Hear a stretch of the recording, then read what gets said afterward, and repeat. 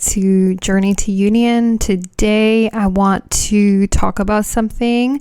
I have a lot of topics actually that are coming through that I want to discuss because at the beginning of my journey I had no idea what was going on, and the only thing that got me through basically was finding YouTube videos or people who were ahead of me in the journey who actually had an understanding of it, because I feel that, that is so helpful.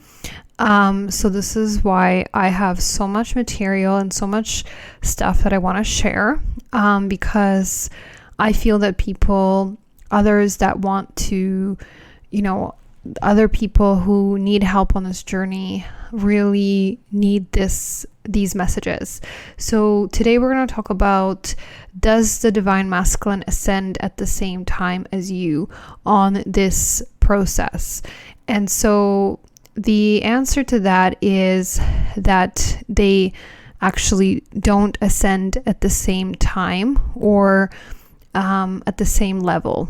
So technically you are in two different dimensions, and you are incarnated in two different dimensions. So you are in one reality, they are in a different reality.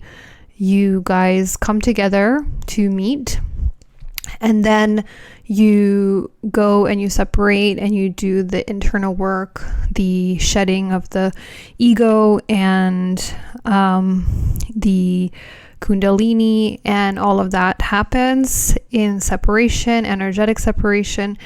And what happens is that there is an acceleration. Usually one of the pairs is more ahead in the process. Usually that is the divine feminine. She is the leading energy, because law of polarity is that the feminine energy leads, the masculine energy follows. That is the way that energetics work. The feminine is always the leader. And even in regular relationships, the feminine is the leader.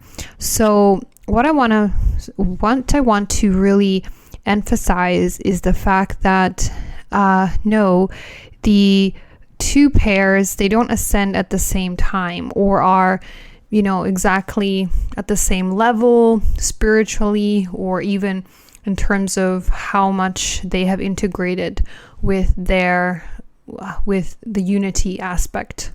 So what happens is that usually the divine feminine, she is ahead in the process, and the divine masculine is usually very behind.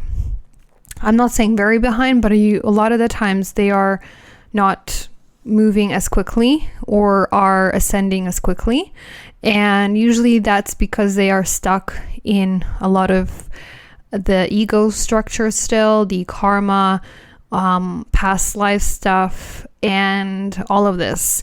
Whereas the divine feminine has, most of the time, she has transcended that, because she does a lot more of the internal work, and she is the one that works in the quantum field. She is the one that really accelerates this connection in all levels. So she is the leader in the whole process. And so that's why the divine feminine is going to feel very much like she's alone in this whole process. She has no support. The divine masculine is, kind of doing his own thing, or kind of in another relationship or a marriage or whatever the situation is, because they are not they're not going at the same level as you. And this is why, we feel as divine feminines on the journey, we feel like we are doing all the work, and, they are not actually doing any of the work, or they're not ascending as fast, because I have heard many times that people say that whatever work you do, it reflects in the other person. And that is not necessarily true, because it doesn't automatically affect them, or it doesn't automatically shift anything in their lives. This process to actually shift the divine masculine actually takes more time.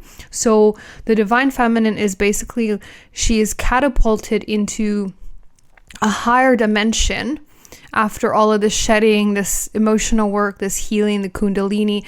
She's really going through a lot. And the divine masculine is really on the lower. He's very much has not caught up to any of that. And he's still in, you could say, the personality matrix, the 3D, he hasn't there. The work is very much still behind, like the energetic shifts have not caught up to him. So that's why the divine feminine can feel like, okay, well, and also you will lose the connection. You will lose the connection because most of the time the divine feminine is very much ahead. She's like, very, very much ahead of the game, and she's anchoring into a very, like, a higher, dimension, reality. And the divine masculine is very much, still in that lower, in the ego, in the karmic cycles and all of that. So there is that, then the connection kind of seethers, or it's very weak because of that, because the divine feminine is so much ahead in frequency that she's already like, established, like she's in a new place altogether, or a new identity. She's in her like higher self identity, or the 5D embodiment of her. She has already anchored that, where as the divine masculine, he has not reached that level. And so whatever healing you do on the journey, yes, it shifts them, but it doesn't shift them automatically, and you're not going to see that happening, in 3D. It's not like you're going to see something drastic happen to them because something has happened to you, or there's some kind of healing that happens to you. Yes, sometimes that can happen, but most of the time that takes time to actually catch up because of the energetics and how slow this reality is in terms of linear time, and how slow the energy manifests. And so, and it gets, manifests for them to actually see that energetic shift that has already occurred in the soul.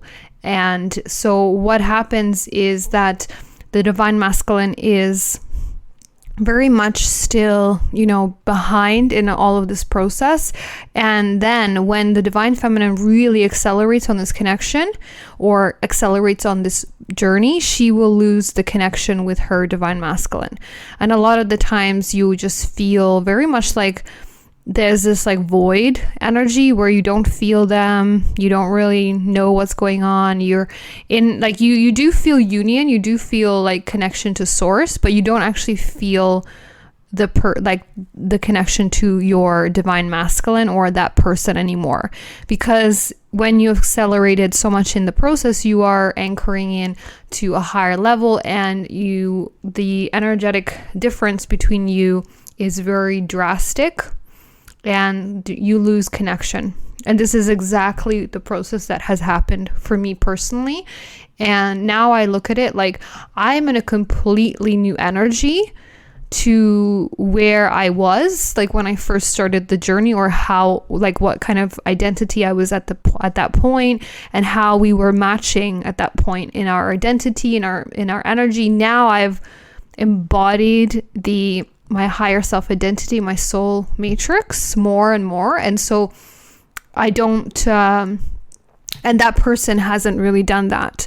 And so that's why there's like this disparity, or this kind of disconnect almost, because you are so far ahead in the journey and they haven't actually caught up to that. And that might take, time for them to actually, the physical body, for them to catch up to all these changes and meet you energetically where you are.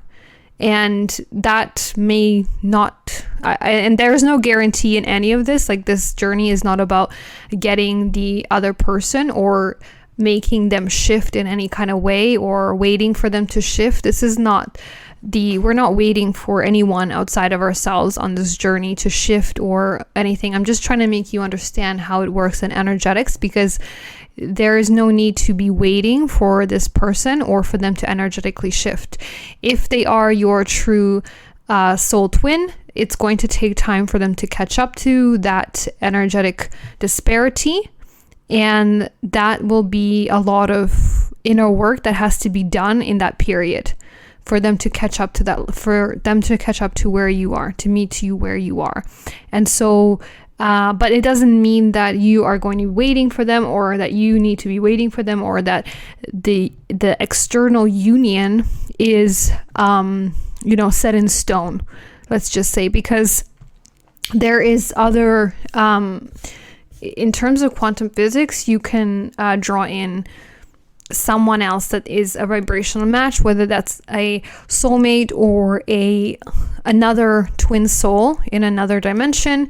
You can draw them in. I still don't know exactly if that is possible, or if that is actually something that I'm still trying to figure that out myself. So I don't have the answer for that in terms of another twin soul that can come in.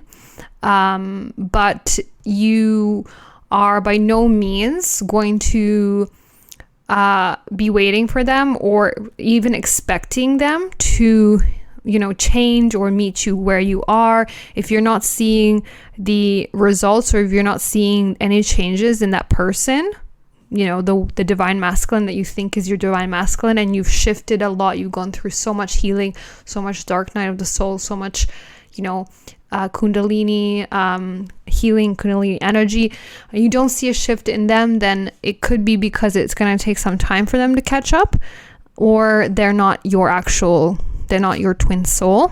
And either way, there's no need to be waiting for them, or no need to be expecting them to change, or expecting union. Basically, union happens within you, inner union. That is what you need to expect. You need to expect an inner union, not outer union. Outer union is it's not guaranteed or any of that. And if you are reaching inner union, you're going to manifest outer union with either the counterpart that you initially met, or there's going to be another counterpart that comes in that's going to be an energetic match for you, and it's going to be either a soulmate, or it's going to be another twin soul, another incarnation of you in another dimension, or in that dimension, which is a parallel dimension. And so that is a possibility, and that's something I'm still trying to figure out if that could be a possibility in terms of quantum physics, and in terms of how this works. So I hope this makes sense to you. I know that was a lot of information, but I know that this question is asked a lot, whether the divine masculine is ascending at the exact same time. And the answer is no, they're not. They're not ascending at the exact same time, because of the time that it takes for them to energetically catch up in the 3D, and the fact that we are in a third dimensional realm.